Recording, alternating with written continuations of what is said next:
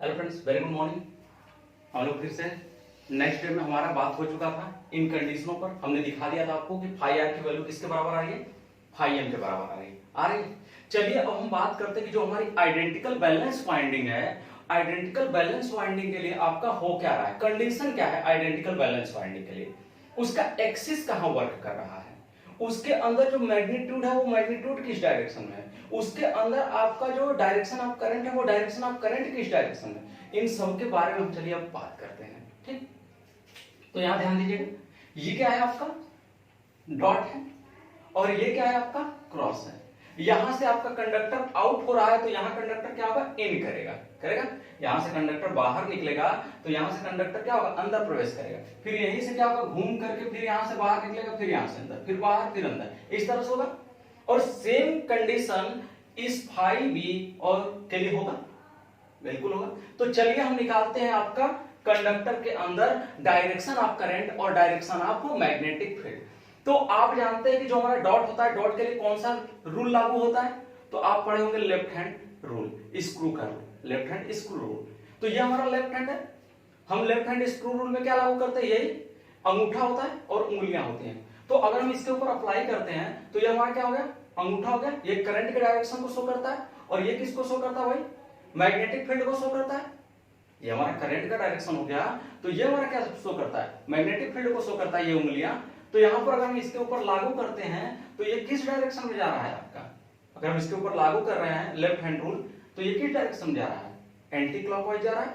तो हमारा जो डॉट प्रोडक्ट है इसके लिए वो क्या होगा, मैग्नेटिक फील्ड भाई वो कुछ इस तरह से होगा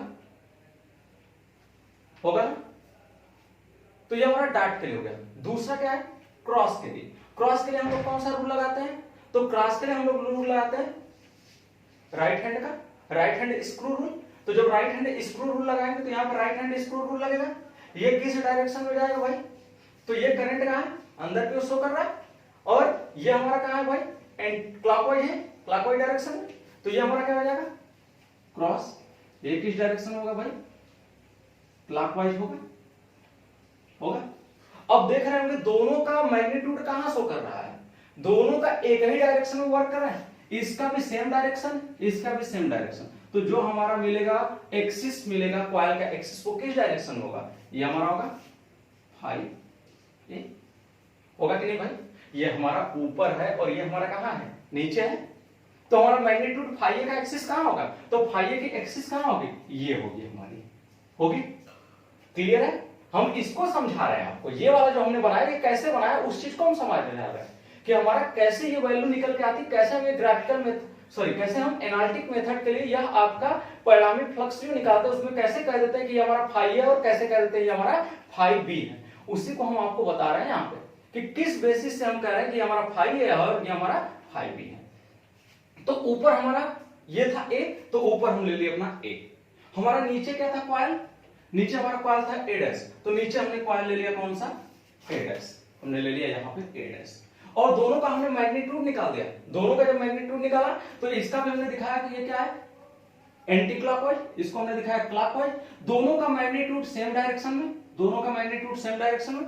axis of coil A is equal to क्या आ गया आपका भाई, एक्स एक्सिस पर। एक्सिस ऑफ कॉइल ए कहां आ गया आपका, एक्स एक्सिस पर ही आ गया। यह मैग्नीट्यूड ऑफ कॉइल का जो एक कॉइल का जो मैग्नीट्यूड है वो भी कहां आ गया आपका, एक्स एक्सिस पर आया। दूसरी आइडेंटिकल वाइंडिंग कहां है भाई, दूसरी आइडेंटिकल वाइंडिंग यहां है और यहां है। तो दूसरी आइडेंटिकल वाइंडिंग क्या भाई, यहां है, जो हमारा क्या डॉट है, ये क्या है हमारा क्रॉस है। अगर हम दूसरी आइडेंटिकल वाइंडिंग की बात करें तो दूसरी आइडेंटिकल वाइंडिंग में हम लेंगे, ये कहां जाएगा, एंटी क्लॉकवाइज। लेफ्ट हैंड लगाएंगे तो कहां जाएगा, एंटी क्लॉकवाइज। तो ये हमारा क्या बनेगा, इस पर एंटी क्लॉकवाइज बनेगा, इस तरह से बनेगा एंटी क्लॉक, है ना, घड़ी के विपरीत दिशा में। दूसरा हम लेते हैं ये वाला, कहां जाएगा, क्लॉकवाइज डायरेक्शन में। तो ये पूछा भी जाता है कि जो आइडेंटिकल वाइंडिंग होती है थ्री फेज इंडक्शन मोटर की आइडेंटिकल वाइंडिंग या बैलेंस वाइंडिंग, उस पर जो हम रूल लागू करते हैं वो कौन सा रूल लागू करते हैं, तो उसमें करंट का डायरेक्शन, मैग्नीट्यूड या फिर मैग्नेटिक फ्लक्स का डायरेक्शन ज्ञात करने के लिए right hand screw rule, left hand screw rule को ही लागू करते हैं। तो यहां पर क्या हो जाएगा भाई, ये है हमारा क्रॉस, क्रॉस के लिए क्या होगा भाई, डायरेक्शन ये हमारा कौन सा डायरेक्शन होगा, राइट हैंड है, तो राइट हैंड पे क्या मिल रहा है, ये हमारा राइट हैंड हो गया, राइट हैंड पे कहां जा रहा है, वो क्लॉकवाइज डायरेक्शन में जा रहा है, ये मैग्नेटिक फील्ड का जो डायरेक्शन है वो कहां है, क्लॉकवाइज डायरेक्शन में, तो ये हमारा क्या हो जाएगा, क्लॉकवाइज हो जाएगा, देख रहे हैं, ये क्लॉकवाइज घड़ी की दिशा में है।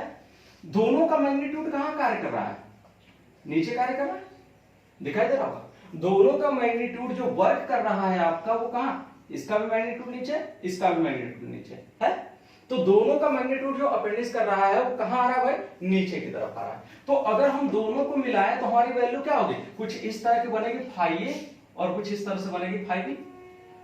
क्लियर कि ये फिगर आया कहां से, ये फिगर शो कहां से हुआ, तो ये फिगर शो होता है आपका कि जो इसके अंदर आइडेंटिकल वाइंडिंग की जाती है उस आइडेंटिकल वाइंडिंग से ही निकल करके आता है कि आइडेंटिकल वाइंडिंग के अंदर जो करंट फ्लो कर रही है उस करंट की वजह से आपका करंट एक तरफ से इन करेगी तो दूसरी तरफ से आउट करती है, जानते हैं आप लोग। तो करंट के डायरेक्शन और मैग्नेटिक फील्ड के डायरेक्शन के अकॉर्डिंग हम लोग क्या निकाल रहे हैं, फाई ए की वैल्यू और फाई बी की वैल्यू हम क्या कर रहे हैं, ज्ञात कर रहे हैं। तो ये हो जाएगा मैग्नीट्यूड ऑफ कॉइल बी, तो ये मैग्नीट्यूड आ गया किसका, कॉइल बी का आ गया, तो ये हमारा कॉइल ए का मैग्नीट्यूड, कॉइल बी का मैग्नीट्यूड, दोनों को हमने यहां पर रख दिया, हमारा यहां से क्या निकला है, परिणाम निकला है, जिस पर हम एनालिटिक कंडीशन की क्या किए, एनालिटिक मेथड से हमने वैल्यू निकाला, phi R is equal to phi A निकाला। दूसरा क्या हुआ, दूसरा हमने इसी चीज को दिखाया था आपका कि phi R is equal to phi M निकाला, ये तो हमने निकाला एनालिटिक मेथड से, और एनालिटिक मेथड में ये हमने कर दिया, तो सारी चीजों का हमने यहां खंडन कर दिया। अब हम चलते हैं अपने थ्री फेज आइडेंटिकल वाइंडिंग पर, कि थ्री फेज आइडेंटिकल जो वाइंडिंग होती है आपका, जो आइडेंटिकल बैलेंस वाइंडिंग होती है, उस आइडेंटिकल बैलेंस वाइंडिंग में आपका फाई एम की वैल्यू होती क्या है, फाई एम की वैल्यू किस तरह से निकालते हैं, तो अगर ये नोट करना चाहते हैं तो नोट कर लीजिए, चलिए नोट। हाँ भाई ध्यान दीजिएगा, अब हम ले लेते हैं थ्री बैलेंस की थ्री आइडेंटिकल वाइंडिंग।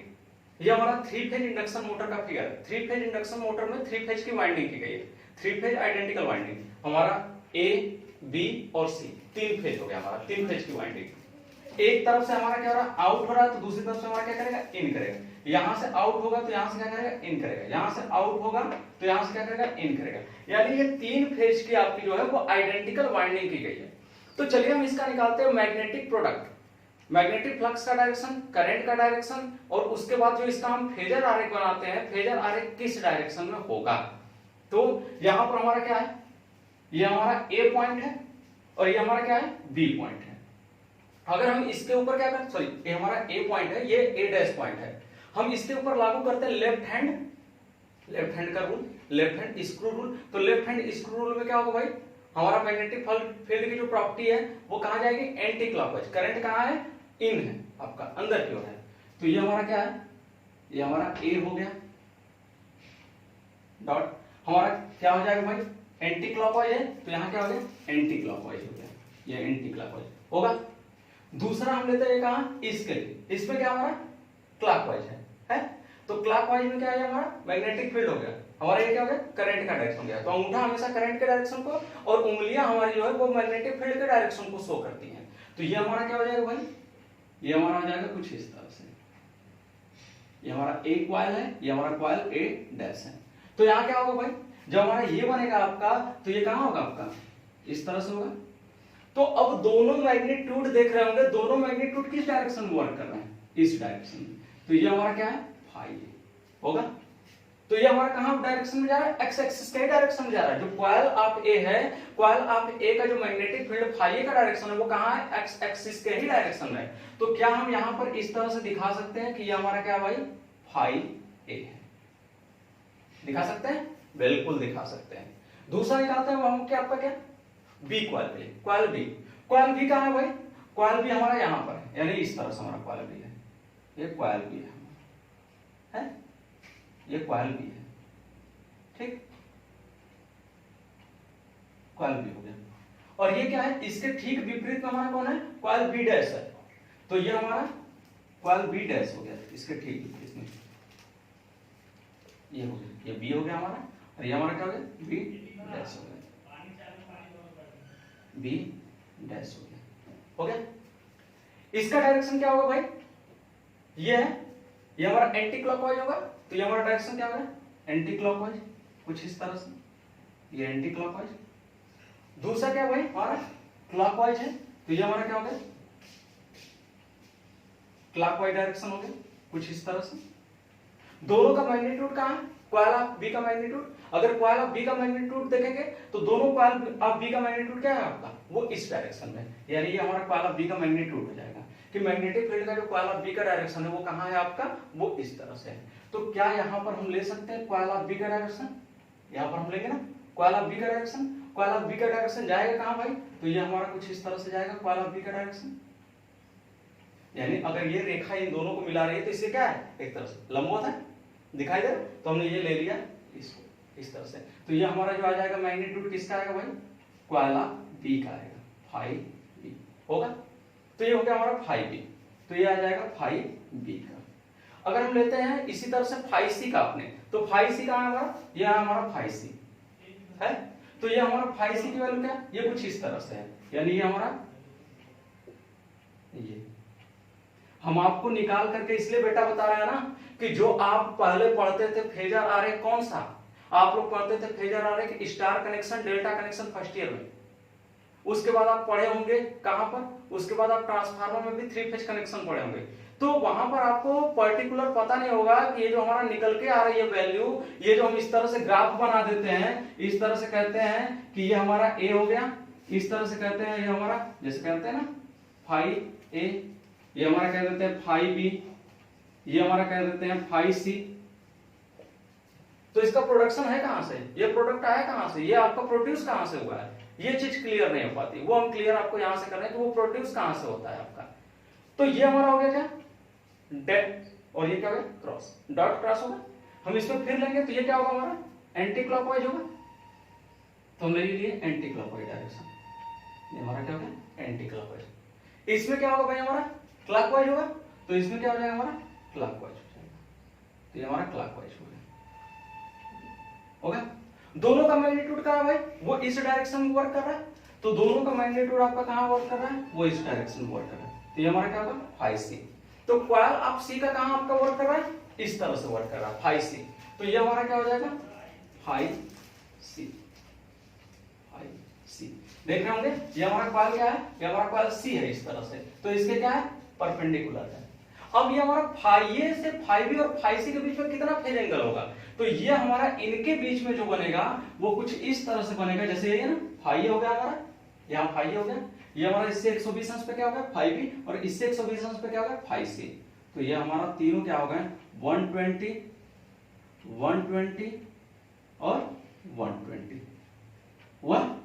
तो ये यहीं से क्या होता है आपका प्रोड्यूस होता है, जहां से हम निकालते हैं मैग्नेटिक फील्ड निकालते हैं, मैग्नेटिक फील्ड का डायरेक्शन निकालते हैं, करंट का डायरेक्शन निकालते हैं, इसके साथ ही साथ आपका कैसे प्रोड्यूस होता है हमारा coil of A, coil of B, coil of C का फ्लक्स या मैग्नीट्यूड उसका कैसे उत्पन्न होता है। तो ये सारी चीजों की जो हम एनालिसिस करते हैं वो कहां करते हैं आपका, वो एनालिसिस यहां करते हैं।